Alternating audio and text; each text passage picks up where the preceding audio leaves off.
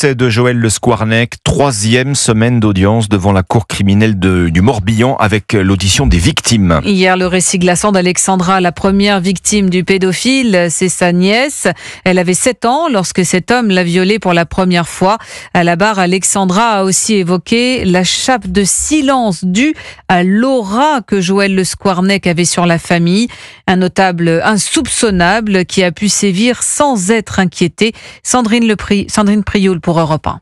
Famille mondaine, chirurgien qui donne le change, à qui on demande des conseils médicaux entre deux réceptions au manoir d'El Squarnec. Pendant ce temps, le notable viole déjà les enfants de ses amis et ses jeunes patients.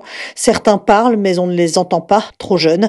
Impossible venant d'un médecin. Ses débuts pédocriminels ont-ils manqué de discrétion? Le chirurgien par fils a opéré à Vannes, à 350 km de ses premières victimes. Puis il bénéficie de la bienveillance déconcertante de certains établissements en manque de médecins et des conseils départementaux de l'ordre des médecins. Jean-Christophe Boyer, avocat de la partie civile, revient sur la condamnation pour détention d'images pédopornographiques. Loin d'être inquiété, le chirurgien avait continué d'exercer. L'impunité voudrait dire que des gens ont protégé un des leurs. C'est pas ça le sujet. C'est pire que ça. C'est que, intimement, des conseils de l'ordre ont considéré qu'il n'y avait pas à agir lorsqu'il y a eu une première alerte sur une condamnation de détention d'images pédopornographiques. Et l'avocat de mettre en cause les conseils de l'ordre du Morbihan, du Finistère et de Charente-Maritime, successivement peu regardants malgré des alertes aussi graves.